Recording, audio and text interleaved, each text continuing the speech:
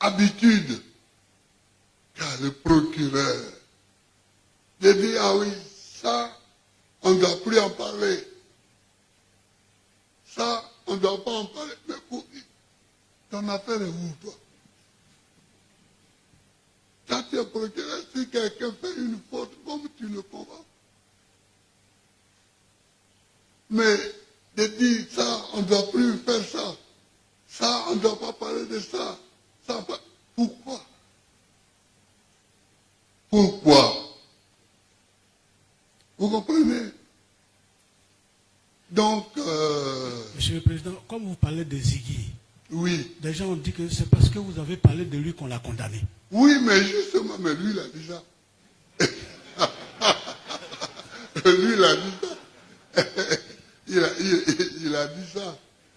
C'est pourquoi je lui dis que c'est que si c'est parce que j'ai parlé de lui qu'on a condamné, en fait, c'est moi qu'on a condamné. C'est ça. Comme ça. On a pris Ziki, on l'a condamné, mais en fait, c'est moi qu'on condamnait. Alors, c'est tout ça qui n'est pas sain. Ça, ce n'est pas sain. Il faut... Moi qui suis là, je n'ai aucune arme dans la main. C'est pas de couteau, pas de fusil, pas de tintin. Donc, même s'ils veulent me condamner, ils peuvent toujours me condamner. Puisque je n'ai rien pour me défendre. Je n'ai rien pour me défendre. Donc, on n'a pas besoin d'attendre que je parle de Ziki pour condamner Ziki. On n'a pas besoin. S'ils veulent me condamner, mais qui me condamne? Vous comprenez ce que je vais dire? S'ils veulent me condamner, mais qui me condamne? Alors, vous avez parlé aussi... La deuxième question, c'était si le pouvoir accepte aujourd'hui d'ouvrir des discussions, mais refuse certains points essentiels pour vous dans ce pacte proposé, est-ce que, à quel niveau placeriez-vous votre ligne rouge à ne pas franchir? Mais moi, je n'ai pas de ligne rouge à franchir. Je n'ai pas de pouvoir.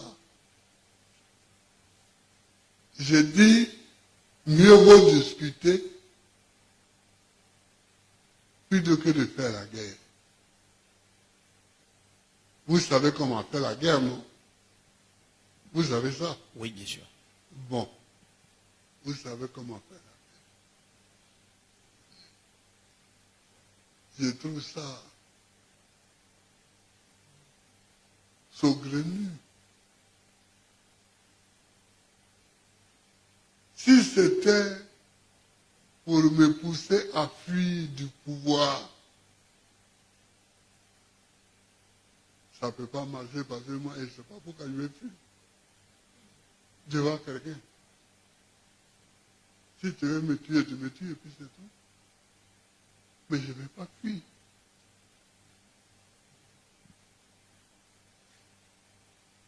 Et c'est comme ça qu'on m'a élevé. Je ne fuis pas. Vous comprenez? Bon, donc, ça, c'est un point. Mais, je n'ai pas de ligne rouge. S'il faut discuter, on discute. On discute. De toutes les façons, celui qui a le pouvoir, c'est lui qui est en position de force dans une discussion. Puis ce sera à lui de trier ce qu'il peut faire, ce qu'il ne peut pas faire. Vous comprenez? Voilà, donc, moi je suis prêt à discuter à tout moment. Je suis prêt à discuter à tout moment. Prêt à discuter sans poser des lignes rouges. Hein? Sans poser de ligne rouge. Oui, sans poser de lignes rouges. Alors. Mais sur ce qui s'est passé récemment chez le Premier ministre Oui, oui. et chez Parce le que, voilà, le PPAC était absent. Oui, À la voilà. présentation du... Mais on nous écrit une lettre. On nous dit, c'est venu, on va discuter. Nous, on a répondu, on a écrit vendredi. Et on a reçu la lettre vendredi. Et on nous dit de venir pour discuter lundi. Donc, le vendredi, nous on a répondu. On dit de quoi on va parler, quel est l'ordre du jour de la discussion. Demandez ça. Là. Ça s'est trompé? Hein? Vous ont-ils répondu? Hein? Vous ont-ils répondu? Non. Ils ne m'ont pas répondu. Ils nous ont... Celui qui a écrit la lettre derrière vous, dans l'anglais. J'ai dit dans l'anglais écrit pour demander l'ordre du jour. Et on leur a suggéré, enfin on a demandé, on dit est-ce sur les casses des maisons, est-ce sur ceci, est-ce sur cela, est-ce... Donc on attend. Est-ce que ce n'est pas ça qui les a fâchés? Ah mais, enfin, vous voulez discuter avec quelqu'un, puis vous passez avant même de commencer à discuter.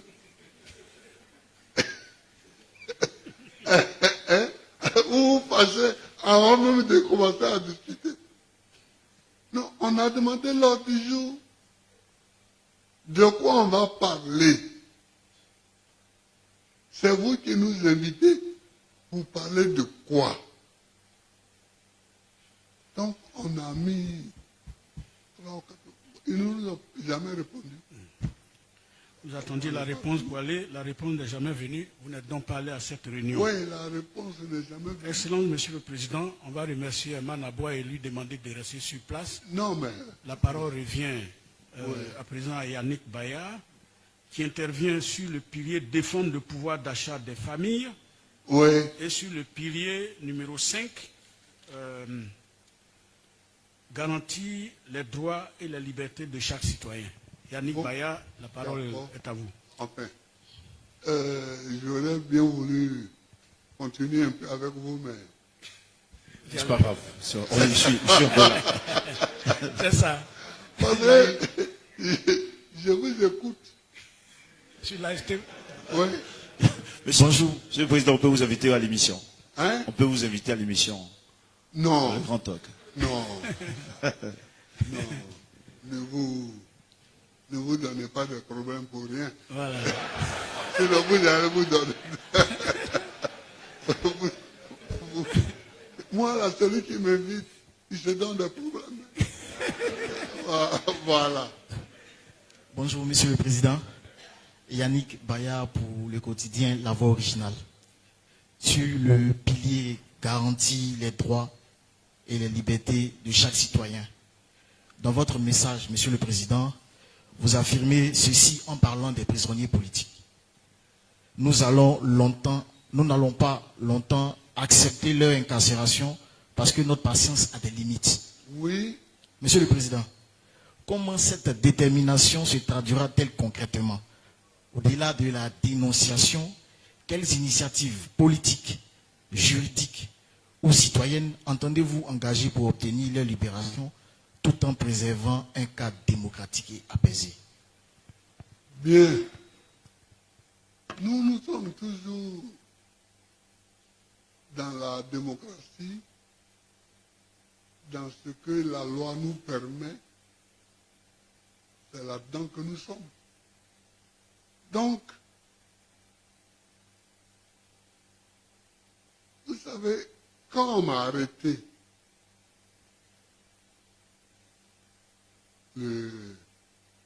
11 avril 2011. Vous savez comment arrêter, non? Oui, Monsieur le Président. Bon. Vous savez comment amener d'abord à Korogo, où j'ai fait à peu près 8 mois. Et de là, on m'a amené à la haie, à la CPI. Vous savez ça? Oui, Monsieur le Président. D'accord. Ceci dit, la différence entre Korogo et la haie, c'est la différence entre l'Afrique et l'Europe.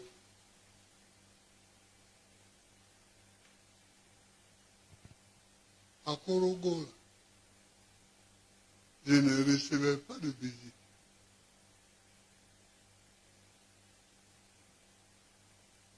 Sauf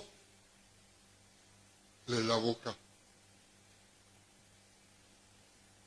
Sinon, je n'avais pas de visite. Le docteur Blé est dans la salle. Je ne sais pas si... Hein? Ah, voilà. Docteur Blé était avec moi dans la même maison. Et c'était une maison qu'on avait prise, où on nous avait mis. Il avait une chambre, j'avais une chambre. On ne recevait pas de visite comme ça. Sauf eux. Je vais dire, eux. S'il y avait des Blancs qui venaient, s'il y avait des gens de l'ONU qui venaient, s'il y avait... Bon, mais nous, c'était les avocats seulement. Mais nos parents, qui étaient à Abidjan, à Gagnois, Dr. Blé et moi, nous sommes des Gagnois.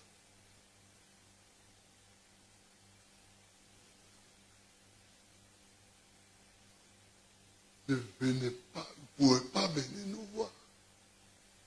Alors que quand on nous a amenés à la haie,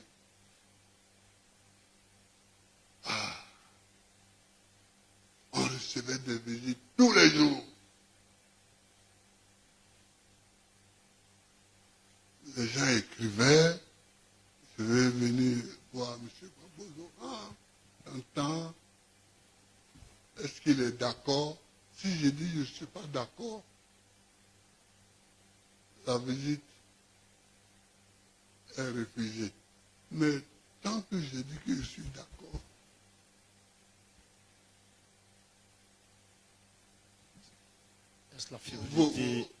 est-ce que la fébrilité de nos systèmes judiciaires que vous vouliez dénoncer, vous vouliez présenter, est-ce la fébrilité de nos systèmes judiciaires par rapport au système judiciaire occidental que vous vouliez dénoncer ici? Mais je n'ai pas fini de répondre à sa question. Donc ça, c'est la première chose. Là-bas, on venait me rendre visite. Ici, on ne me rendait pas visite. Et moi, je ne vais pas voir Rizki. Je ne vais pas voir sa maman. Oui, elle va le voir. Mais quand les gens de notre parti veulent aller le voir, non. Mais il y a une autre chose. Je suis content d'avoir été là-bas parce qu'on m'a jugé. Parce que si on m'avait mis en prison ici,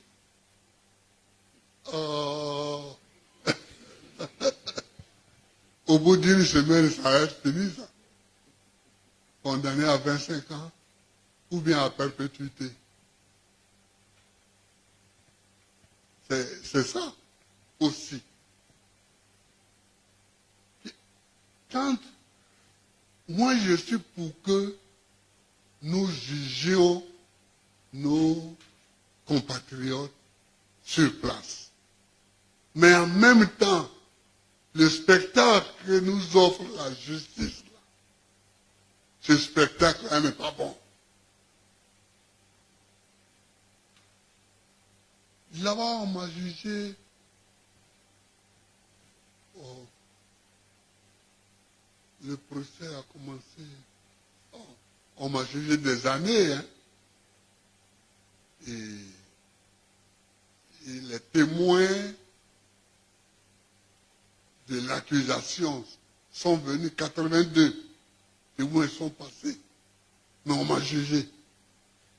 Et quand on m'a jugé, on a pris la seule décision qu'il y avait à prendre, on m'a acquitté.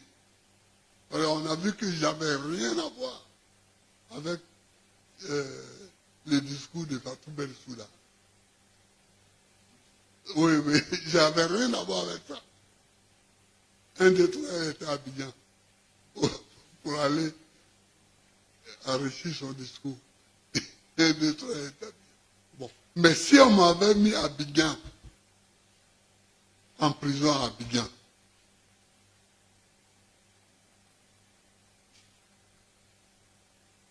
messieurs, vous voyez ce que ça allait être? Mais au bout d'une semaine ou de 2 même, on allait dire, il est condamné à perpétuité, puis c'est fini. C'est ça qui est le drame. Il faut que nos justices, nos appareils de justice, nos juges soient des juges. Et non pas des envoyés du pouvoir. Parce que entre nous, les hommes politiques, nous avons des combats. Demandez, vous qui êtes là, qui êtes des journalistes, demandez.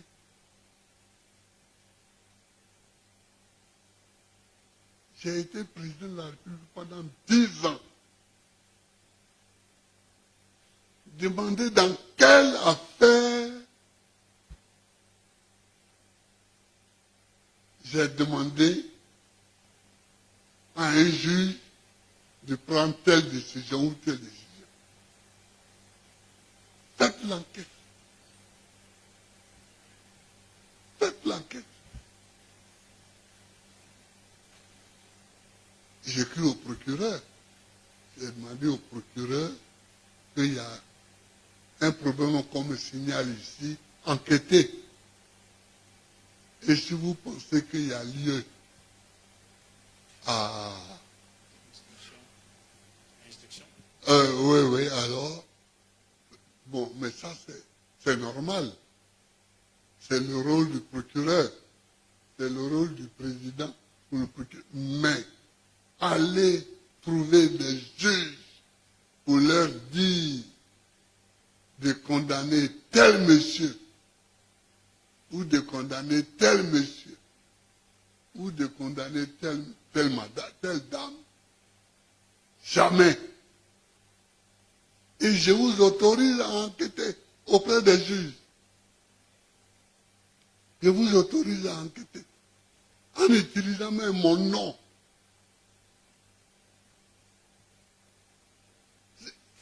C'est ça, on n'est pas tous au même niveau de maturité. Nous qui faisons la politique. On n'est pas tous au même niveau de maturité.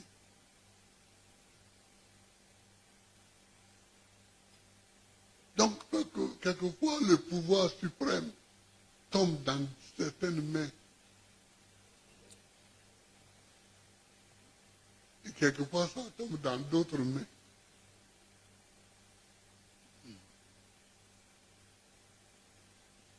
Et Monsieur le Président, les prisonniers sont toujours détenus. Hein? On ne libère pas les prisonniers. Et la question qu'il a posée, c'est qu'est-ce qu'on fait? Ah oui, j'ai dit que nous, un jour, on va aller à des manifestations. Au PPA? Ah oui, le PPA peut appeler à manifester, non? Le PPA, s'il va appeler à manifester devant qui est la nouvelle marque, l'ancienne Ah marque. oui, enfin, ouais, je vois ce jeu de mots. Je vois ce jeu de mots. Et oui, au PPA. On peut manifester devant le PPA, comme on peut manifester devant le tribunal, comme on peut manifester devant les ministères. Bon. Mais enfin, on peut, à un moment donné, dire que trop, c'est vraiment trop, et il faut aller dans la rue. C'est ça que je veux dire. Yannick Baya pour la deuxième question. Monsieur le Président, Oui, à présent sur le pilier défendre le pouvoir d'achat des familles. Vous faites défendre. défendre le pouvoir d'achat des familles. Oui, Vous faites du pouvoir d'achat le premier engagement de votre pacte social. oui. Face à la hausse du coût de la vie qui affecte les ménages, quelles sont vos propositions pour améliorer rapidement et durablement le quotidien des Ivoiriens? Là, vous me faites une colle en disant rapidement Et durablement. et durablement. Parce que, mais c'est vrai que aujourd'hui,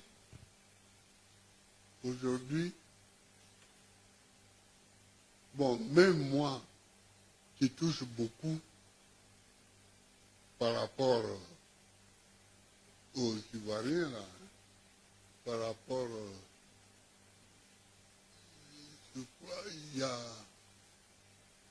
comment on appelle ce qu'on touche, nous, Le SMIC. La hein? rente viagère ou le SMIC? Les rentes Les rentes viagères. viagères. Moi qui touche une rente viagère que j'estime être, bon, c'est pas petit par rapport aux Ivoiriens. Mais on a quelquefois des Le challenge. oui, c'est-à-dire la charge que vous avez vous amène des dépenses. Par exemple, nous à la maison, on ne peut pas être deux. Ma femme et moi, on ne peut pas être deux puisque j'ai droit à des soldats pour assurer ma sécurité. Donc, ces soldats-là qui assurent ma sécurité, ils ne vont pas être assis là et puis je mange. Et puis je mange et ils ne mangent pas. Donc, ça augmente et puis bon. Donc, je vais dire, à plus forte raison,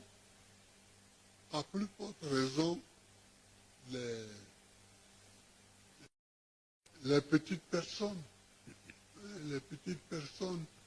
qui n'ont pas de grands moyens,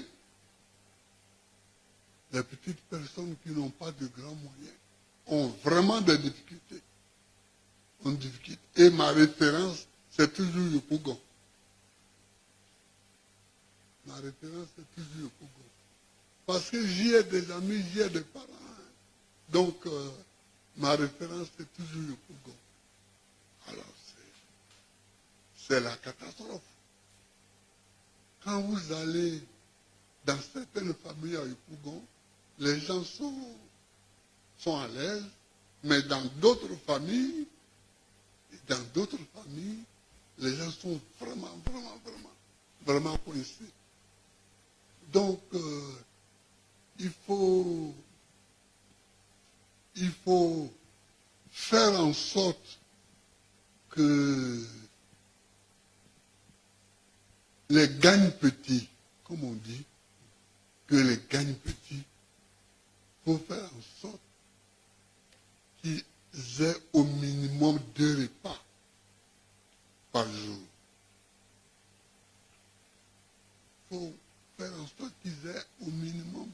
2 repas par jour. C'est ça. Même s'ils n'ont pas le petit déjeuner le matin, mais au moins à midi et le soir, il faut qu'ils puissent, parce que sinon, c'est dramatique. Sinon, c'est des maladies. On ne sait pas d'où ça vient. Mais c'est la faim, là, c'est aussi une maladie. La faim, c'est aussi une maladie. Hein, monsieur le pharmacien? Oui. Monsieur le Président, comment faire en sorte que chaque Ivoirien puisse manger au moins 2 fois par jour? Comment on fait? Mais quand tu es au pouvoir, tu ne peux pas distribuer l'argent. Donc, je ne leur demande pas de distribuer l'argent de l'État aux gens, mais de mener des politiques pour que chacun puisse gagner un peu. Regardez, aujourd'hui, il faut dire la vérité aux jeunes que la fonction publique ne peut pas Les absorber. hein, Les absorber. voilà, ne peut pas prendre tous les jeunes. C'est pourquoi nous avions créé la BNI, Banque nationale d'investissement. C'est nous qui avions créé ça. On avait créé la BNI pour que la BNI soit une banque de l'État qui puisse prêter à tous les jeunes gens qui ont un certain niveau, s'ils veulent faire quelque chose, s'ils veulent faire un petit emploi, créer. Moi, j'avais essayé avec mon petit frère, je lui avais acheté une dina et je lui ai donné la dina. Oh ben il est devenu un chef à Mama. La dina faisait Mama Gagnois, il est devenu riche.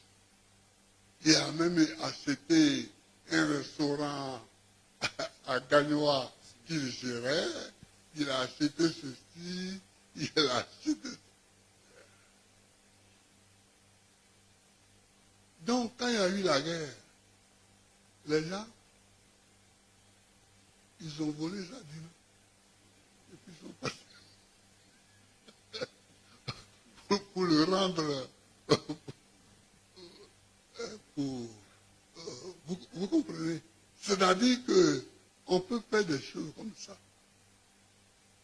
On peut faire des choses comme ça. Faire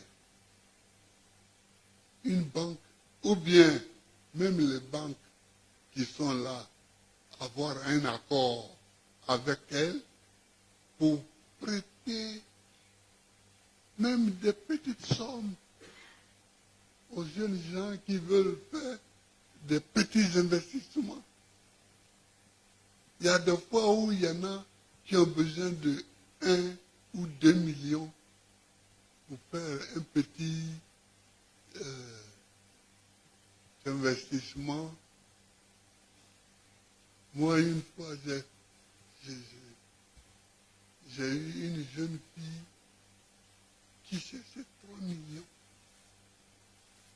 pour sortir de la galère. 3 millions. Bon, je ne les avais pas, mais je lui ai indiqué un coin où elle pouvait le trouver. Donc, elle est partie. Comme elle n'est pas revenue, je suppose qu'elle les a trouvés.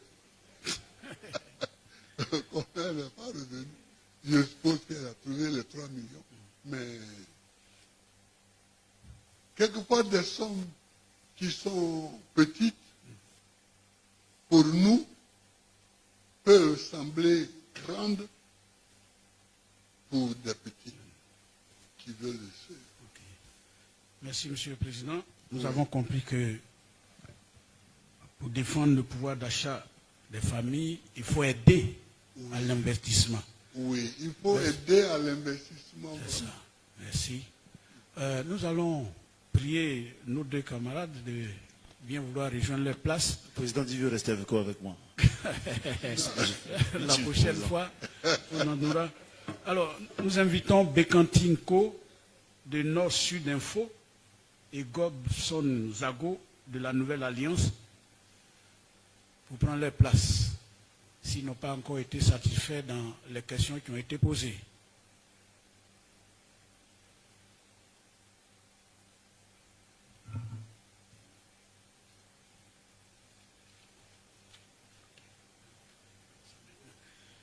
Alors, chers amis, vous vous êtes inscrits pour chacun pilier. C'est ce qu'on va vous permettre de faire.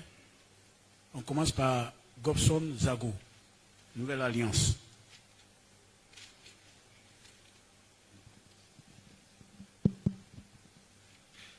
Merci, Monsieur le Président, Oui. pour cette rencontre.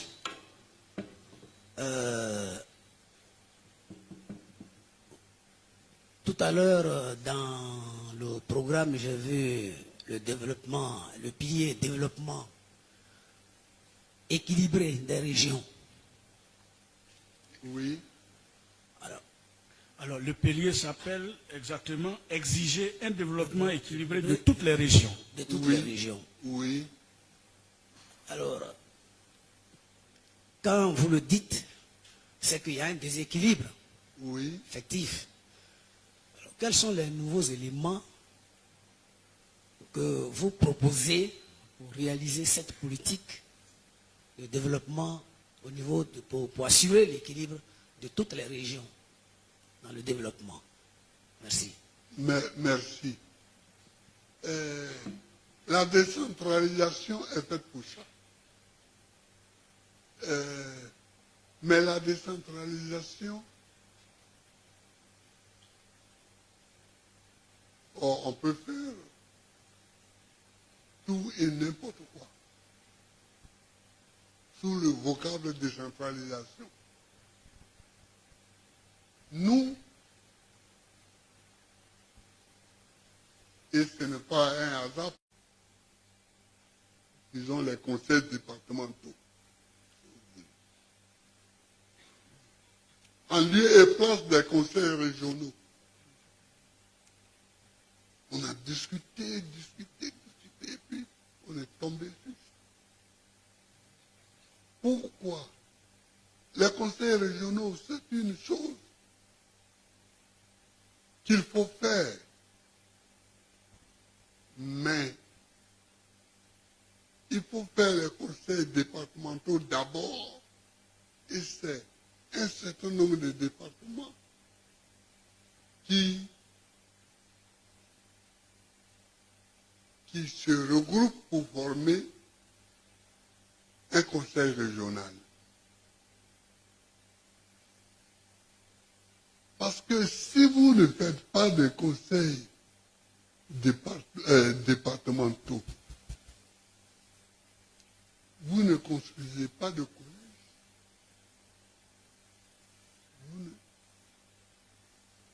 Écoutez, chez moi, dans le Gord, on a aujourd'hui Gagnois, Oumé, Divo, Lakota, n'est-ce pas? Voilà. Gagnois, Oumé, Divo, Lakota. Hein? Oui, Guitry est devenu un département, donc Guitry. Ah oui, c'est moi-même qui avais fait de Guitry un département. J'avais oublié. Et Guitry.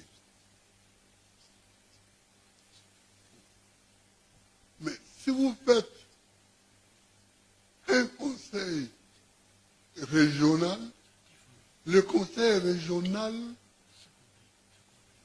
n'a pas les moyens ni la vision pour s'occuper d'aller mettre une école à Guitry, un truc à Guibélois, un dispensaire à Ragaillon, un truc à Yéré, un autre truc à Ouatta. Hein?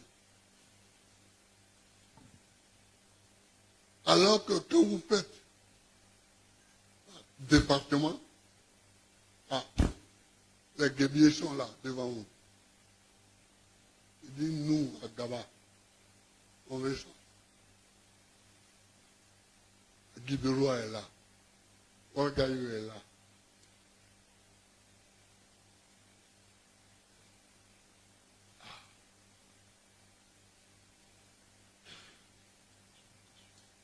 Donc, vous dites, bon, cette année-ci, on va faire pour Gaba, pour Guibélois et pour Ragaillou. Et l'an prochain, on va faire ici, mais c'est petit. C'est petit. Donc, ça vous coûte moins cher. Et puis vous pouvez faire maintenant le conseil régional où vous réservez des débats dépenses. Ouais. Ah, il y avait un gars du RDR qui disait que je ne parlais pas bien français parce que je disais Digba dette. Mais je lui avais donné sa réponse. Oui, à celui-là. Ouais. Donc,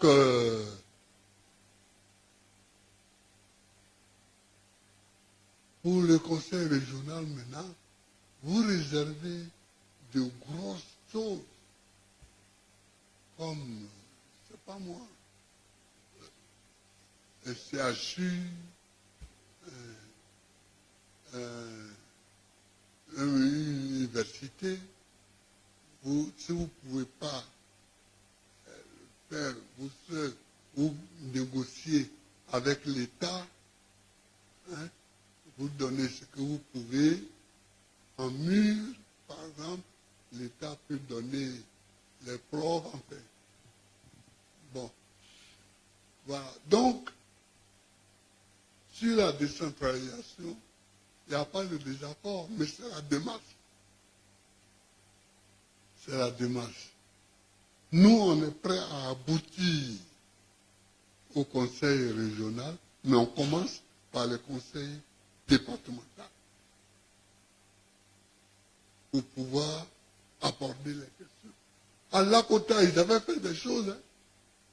Même le lycée Bogadoudou, tout ça, c'est le conseil départemental qui l'avait construit.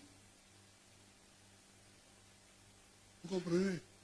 Monsieur le Président, qu'est-ce qui crée la proximité entre le conseil régional et le conseil départemental? Proximité avec les populations. Quelle est la structure qui apporte cette proximité? Ah, c'est le conseil départemental. C'est le conseil départemental. Parce que les gens se sentent chez eux. Les gens se sentent chez eux. Et il est là chez vous, au centre là. Si on dit, est-ce que Botro est un département? Botro. Oui. Oui.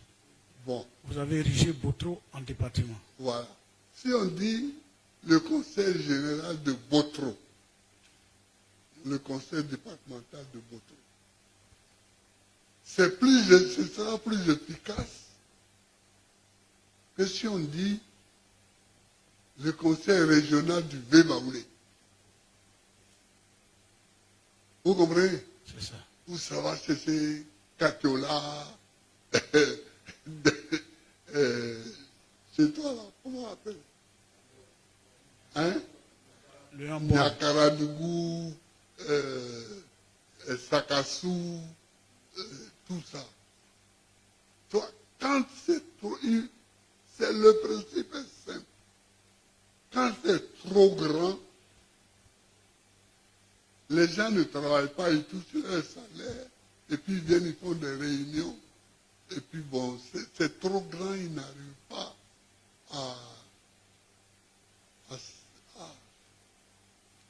à cerner les problèmes. Mais c'est ça. Il faut que ce soit saisissable. Il faut que le conseil soit saisissable. Et après, vous pourrez continuer. Comment vous avez fait à votre temps pour créer toutes les mairies? Où est-ce que vous alliez prendre l'argent alors que ceux qui sont arrivés là, ils ont tout supprimé? Peut-être l'argent ne suffit pas. Peut-être que dans leur entendement, l'argent du pays ne suffit pas pour alimenter toutes les mairies et toucher les populations. Qu'est-ce que vous en pensez? Vous savez, il y a le budget de l'État. Le budget de l'État, on a fait beaucoup de budgets, mais il y a le budget pour le développement. Il y a le budget pour le développement. Et si vous voulez vraiment aider les régions de façon égale,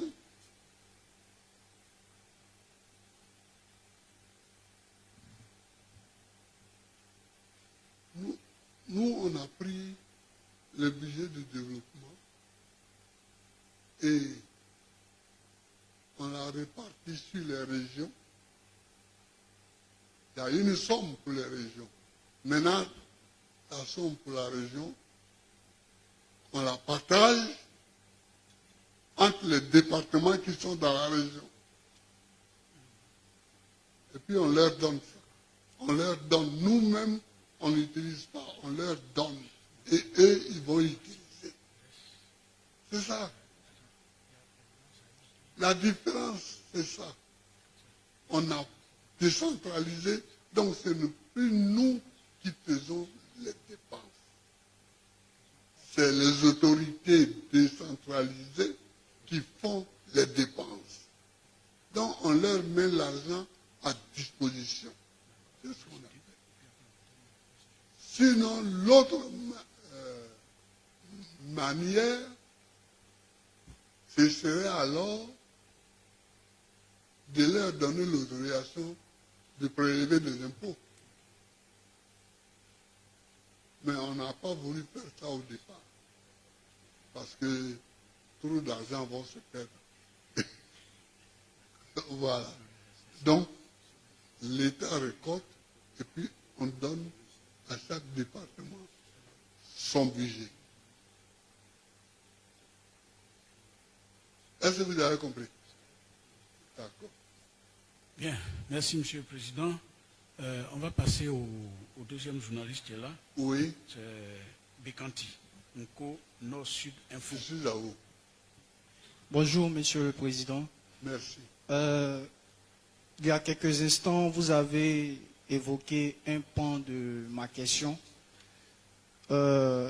notamment sur le pilier 2, exiger que les opportunités soient données aux jeunes.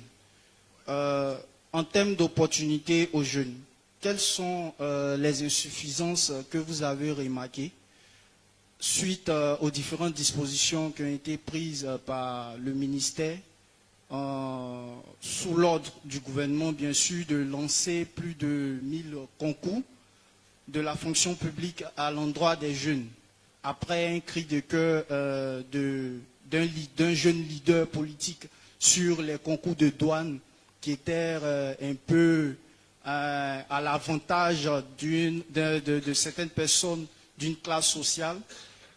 Et aujourd'hui, le gouvernement qui répond avec ces différents concours de la fonction publique, ainsi que des forums organisés avec des entreprises en partenariat avec le gouvernement pour offrir des opportunités aux jeunes. Malgré tout cela, constatez-vous encore des insuffisances et quelles sont ces insuffisances? Que comptiez-vous faire pour redynamiser bien sûr le secteur de l'emploi pour les jeunes? Ça, tu veux m'amener des parables.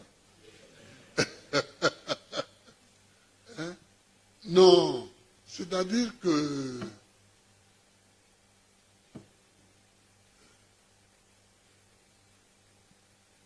la question, c'était quoi le début de la question? Le début. Monsieur le Président, tout à l'heure, vous avez dit que les jeunes, il ne faudrait pas qu'ils se penchent sur les concours de la fonction publique. Oui. Pourtant, le gouvernement, pour répondre aux préoccupations de l'emploi des jeunes, a lancé plus de 1000 concours administratifs Oui. cette année. Oui. Est-ce que ces concours répondent aux préoccupations de l'emploi des jeunes, selon vous, ou il y a encore des insuffisances que le gouvernement devrait remplir? Merci. Non, je veux dire, quand je dis qu'il ne faut pas que les jeunes gens comptent uniquement sur la fonction publique, ça ne veut pas dire que la fonction publique ne recrutera plus personne. Vous comprenez? C'est-à-dire que il y a un certain nombre de préfets et en dessous d'eux, un certain nombre de sous-préfets. Forcément, à un moment donné, tel préfet, il a la retraite. Tel sous-préfet, il a la retraite. Donc, il faudra les remplacer. Alors, ce sont les gens qui sont déjà dans l'appareil qui vont monter. Mais, ceux qui vont monter là, il faut qu'à leur place, que les jeunes montent. Donc, il y aura toujours des jeunes gens dans la fonction publique. Moi, mes petits cousins qui étaient profs, quand je suis revenu de la CPI, j'ai retrouvé beaucoup qui sont à la retraite. J'ai retrouvé beaucoup qui sont à la retraite. Bon, s'ils sont à la retraite, en tout cas pour ceux qui étaient profs, ils sont certainement remplacés.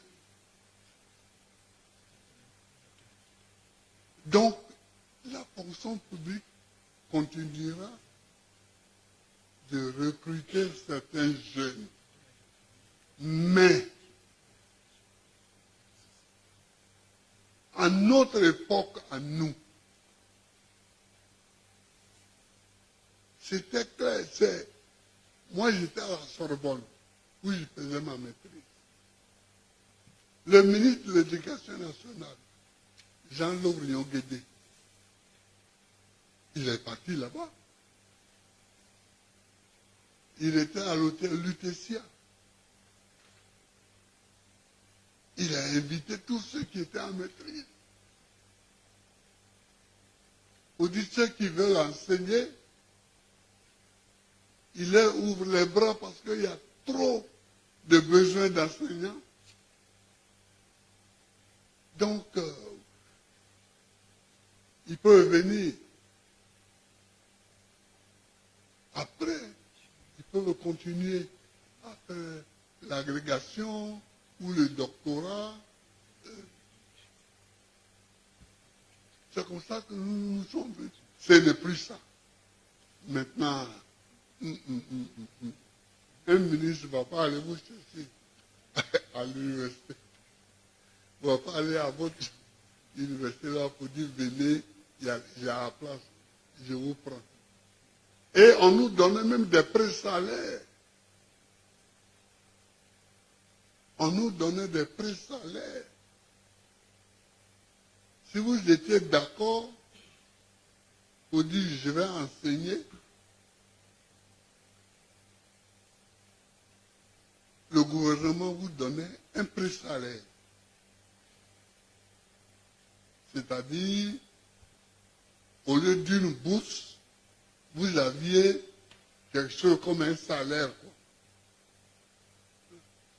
Vous aviez un salaire et on vous inscrivait déjà comme fonctionnaire en devenir pour que vous soyez obligé de venir, puisqu'on avait vraiment besoin des fonctionnaires. Mais aujourd'hui, ce n'est plus ça. C'est ce que je vais dire aux jeunes. Qu'aujourd'hui, ce n'est plus ça. Même tu as un doctorat en médecine, on te dit il n'y a pas de poste. Bon, j'estime qu'il y a des postes, parce que si on veut mettre vraiment un médecin dans chaque village, il y a des postes. Mais bon, on te dit il n'y a pas de poste. Donc aujourd'hui et hier, ce n'est plus pareil. Voilà. Vous comprenez? Okay. Moi, j'ai eu, dans ma dernière année d'étudiant, j'avais un pré-salaire pour m'attacher, pour être sûr que j'allais venir.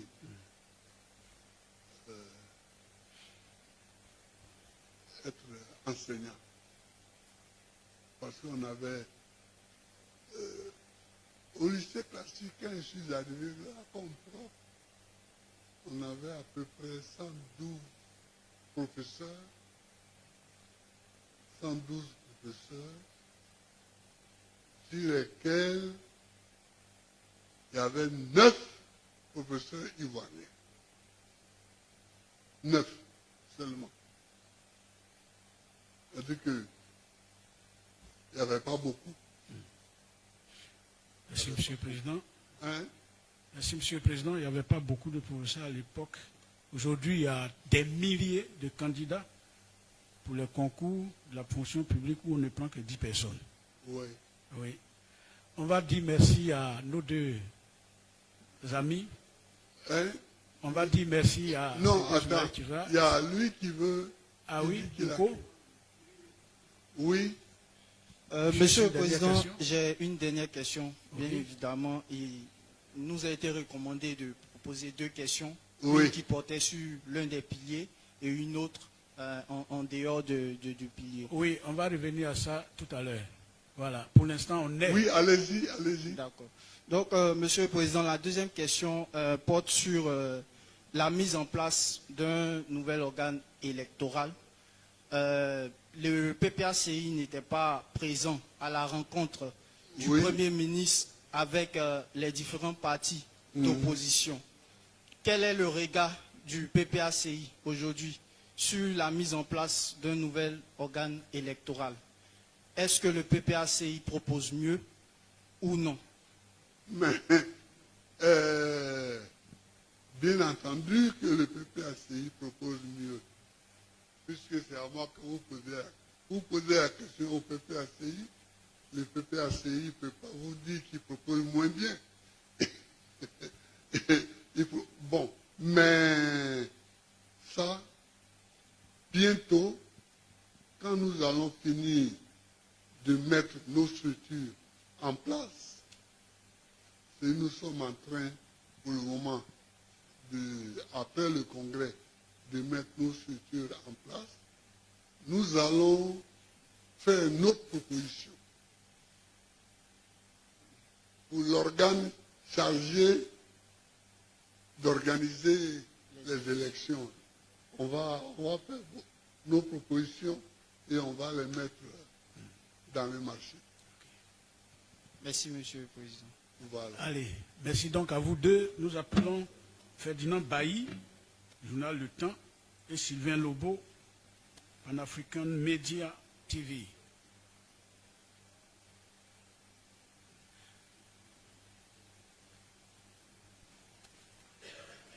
On commence par Sylvain Lobo. Merci. Bonjour, Monsieur le Président. Bonjour. Oui, ma question est la suivante. Le pacte social prévoit plusieurs mesures ambitieuses en faveur du pouvoir d'achat et la protection sociale. Dans un contexte de forte dette publique et de contraintes budgétaires, comment ce pacte social compte-t-il financer ces engagements sans alourdir davantage les finances de l'État? D'accord.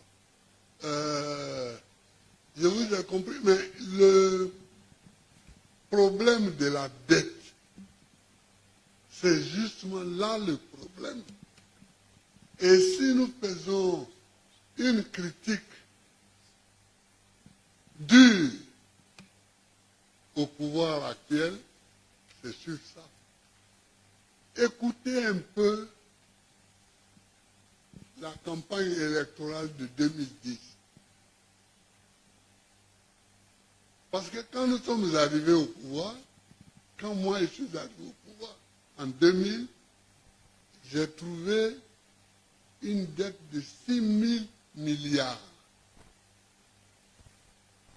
6 000 milliards. Avec Bonou Boabré comme ministre de l'économie et des finances, parce que Mamadou Koulibaly est resté peu de temps là, il est vite parti comme président de l'Assemblée nationale. Donc, nous avons fait le budget sécurisé pour nous appesantir sur ce que nous avions. Le budget sécurisé, c'est ça. C'est-à-dire ce que la Côte d'Ivoire gagne. C'est sur ça qu'on doit s'appuyer pour faire les dépenses publiques. Et donc, ça nous a rendu sérieux aux yeux du FMI. Ça nous a rendu sérieux aux yeux du FMI, qui a vu qu'on s'appuyait sur ce que nous avions. Et nous sommes arrivés, Kofi Dibi est mort, est décédé malheureusement, mais vous pourriez lui demander, parce que c'est lui qui a conclu le PPTE. On a laissé, au moment où on m'arrêtait, 2 000 milliards de dettes, alors que nous avions trouvé 6 000 milliards.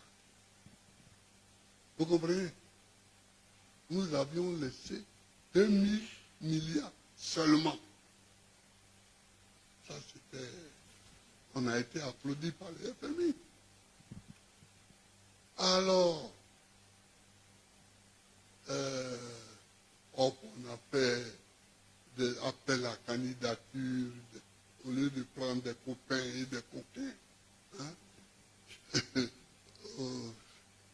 On a fait des appels à candidature. Mais aujourd'hui, nous avons 33 000 milliards de dettes.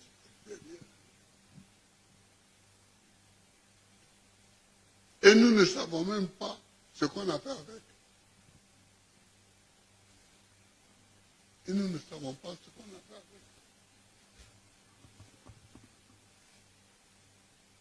Bon, donc, pour celui qui va venir au pouvoir demain, ce sera difficile.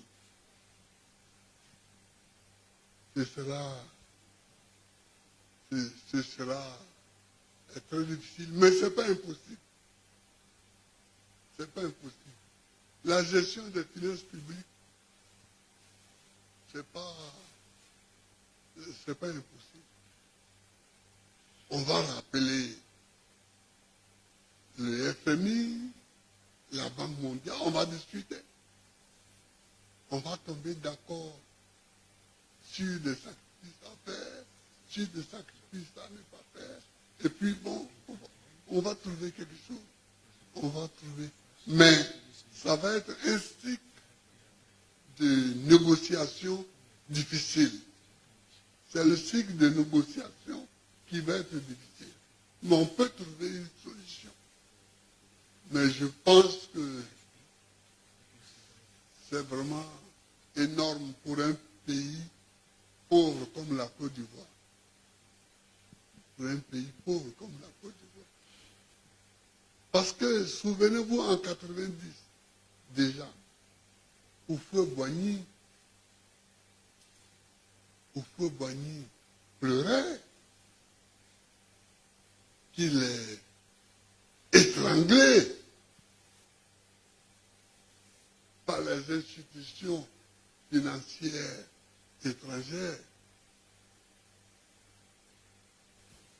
C'était le budget de Komou et Kofi qui devait couper dans les salaires, dans les... Bon. Déjà, en 90, c'était déjà en 90, difficile. Alors maintenant, c'est là 33 000 milliards, je crois que ça va être difficile, mais impossible n'est pas ivoirien. Voilà. Merci. Pour ma deuxième question, je voudrais savoir si ce pacte social, il est destiné à fédérer l'ensemble de l'opposition autour d'un projet commun ou il constitue avant tout une initiative propre au PPACI pour affirmer son identité politique. Oh non, il n'est pas fait pour les militants de cause. Il s'agit de régler les problèmes des Ivoiriens pauvres. C'est ça. Oh, les Ivoiriens pauvres, il y en a dans tous les partis. Il y en a. Il s'agit de régler le problème des Ivoiriens. Il s'agit de régler le problème des Ivoiriens. La santé, l'école, le logement. Avant, le problème des logements était moins ardu parce qu'il y avait la Sogepia et la Sécogie. Donc, l'État mettait beaucoup d'argent dedans. Et à un moment d'ailleurs, le FMI a demandé à Oufé d'arrêter de mettre l'argent là-dedans. Moi, le dernier, celui que j'ai nommé DG de la Sécogie, c'était Louis Colta, notre camarade de Chassandra, et puis une jeune dame là, du centre, que j'avais nommé PCA. Voilà, mais aujourd'hui, ce n'est plus pareil. On ne peut plus recréer la Sécogie et la Sogepia, État Tampion pour aider les gens. Mais on peut les aider d'une autre façon. D'abord, en ne cassant pas leur maison. En ne cassant pas leur maison. Voilà. On va y aller avec Ferdinand Bailly. Merci. Le temps. Ma première question a été vraiment satisfaite. Voilà. La seconde, c'est en dehors du pacte. Très bien. Il y a près de 2 mois que vous êtes réélu à la tête du PPACI. Oui, Vous y allez pas à pas pour nommer vos collaborateurs. À ce jour, on ne connaît pas encore vos collaborateurs directs. on n'a Notamment, pas... on ne connaît pas encore vos collaborateurs directs. Notamment vos adjoints, le président, le vice-président, le président exécutif et le secrétaire général. Ah, Est-ce que c'est parce que vous avez des difficultés dans le choix des personnes? je n'ai pas de difficulté.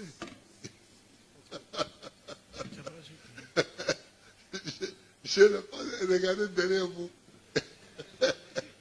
regardez derrière vous et à côté de vous. Je n'ai pas de difficulté. Mais il faut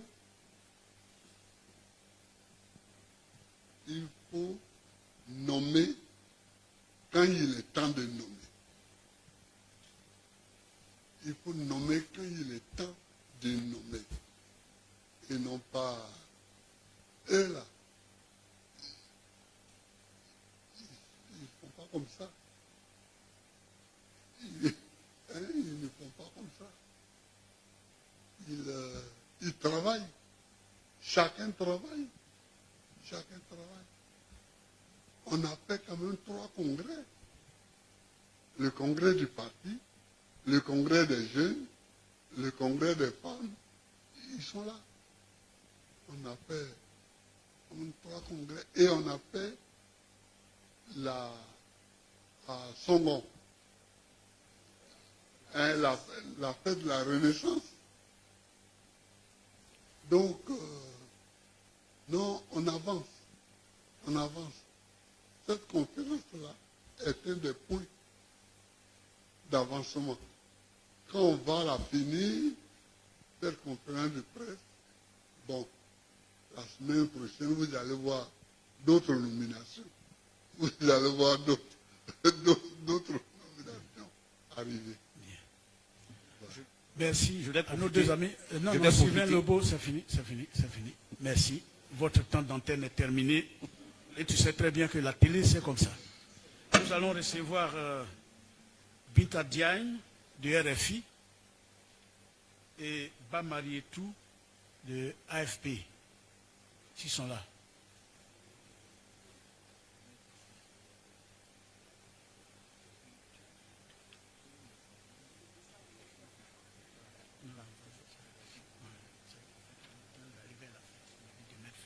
Alors, on va commencer avec Binta Diagne de Radio France Internationale. Bonjour Monsieur le Président, Bonjour. merci beaucoup pour cet échange. Oui. Alors je viens compléter la question d'un de mes confrères concernant le système électoral présenté il y a quelques jours par le Premier ministre aux partis politiques. Oui. C'est un système qui est basé sur 3 piliers pour à la fois superviser, organiser et proclamer les résultats. Vous n'avez pas encore dit votre lecture de ce système qui a été présenté par le Premier ministre. Qu'est-ce que vous en pensez ? Je pense que les Ivoiriens aimeraient avoir votre point de vue là-dessus. Par ailleurs, est-ce que vous pouvez nous dire également pourquoi est-ce qu'aujourd'hui l'opposition ne parle pas d'une seule voix pour pouvoir s'exprimer, donner son point de vue sur ses propositions par rapport à ce système électoral que vous voulez formuler? Merci beaucoup. Merci, madame. Je vais commencer par la deuxième question. Dans quel pays, madame, l'opposition parle d'une seule voix? Moi, je n'ai jamais vu un pays où l'opposition parle d'une seule voix. Même sur un sujet précis. Vous êtes de RFI, non? Bon, RFI, donc c'est la France. En France,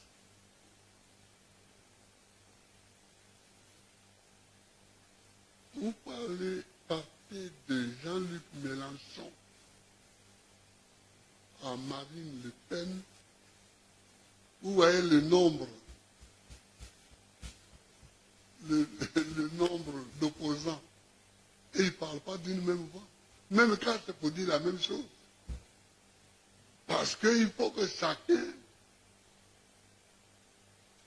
se fasse entendre par ses propres électeurs. Donc, madame, l'opposition ne parle pas d'une même voix. Vous comprenez? Voilà. Bon. Maintenant, ce que Beugre Mambé a dit, c'est Beugre Mambé, non? Oui, c'est lui le Premier ministre. C'est ça. Voilà. Ce qu'il a dit. Nous, on n'a rien dit encore parce que bon, on a le temps devant nous pour parler et on parlera. Mais on fait ce qui est. On fait notre travail tel que nous l'avons programmé. Pour le moment, nous faisons aujourd'hui une conférence de presse sur le pacte social. Après ça, nous allons terminer de mettre en place les structures du parti. Et après ça, nous allons pondre notre proposition, qui sera peut-être une réponse à Beugre Mambé. Mais nous allons mettre en place, nous allons prendre notre proposition. Elle vient, mais nous ne sommes pas pressés. Ils sont tous assis derrière vous. Oui. Est-ce qu'il ne sera pas trop tard au moment où vous allez émettre cette proposition? Les élections ont lieu en octobre. Ou bien, les élections n'ont pas lieu en octobre. Nous, on calcule avec le temps légal. On n'est pas pressé. Nous sommes en juin. Nous sommes en juin, non? Juillet. En juillet. Oui, 2026. Juillet, août, septembre, octobre. Il y a 4 mois. Non, ce n'est plus dans 4 mois. Hein? C'est en 2030. Ah, c'est en 2030 là-bas. C'est ça. Voilà. Non, c'est en octobre 2030. C'est ça. Vous voyez, madame. Non, quand on fait la politique, on ne court pas pour courir, on court toujours. Donc, quand on peut marcher, on marche. Quand on peut marcher, on marche. Mais on l'a entendu, hein. On l'a entendu et on l'a compris. On l'a entendu et on l'a compris. Mais c'est nous qui décidons quand nous répondons. Ce n'est pas quelqu'un qui répond pour nous. Nous qui... Non. Nous allons répondre. C'est-à-dire, nous allons répondre par des propositions.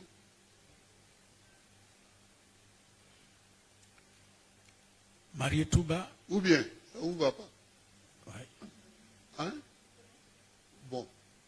AFP. Bonjour Monsieur le Président. Vous aviez annoncé en fin d'année dernière que vous n'occuperiez plus de fonctions politiques. Vous avez été finalement reconduit à la tête de votre parti récemment et vous présentez aujourd'hui le pacte social qui a l'air d'être un programme politique, même si j'ai bien entendu que ce n'était pas pour vous-même mais pour les Ivoiriens et les Ivoiriennes. Quelle va être la suite finalement de votre carrière politique? Merci. Ben, demandez aux militants là.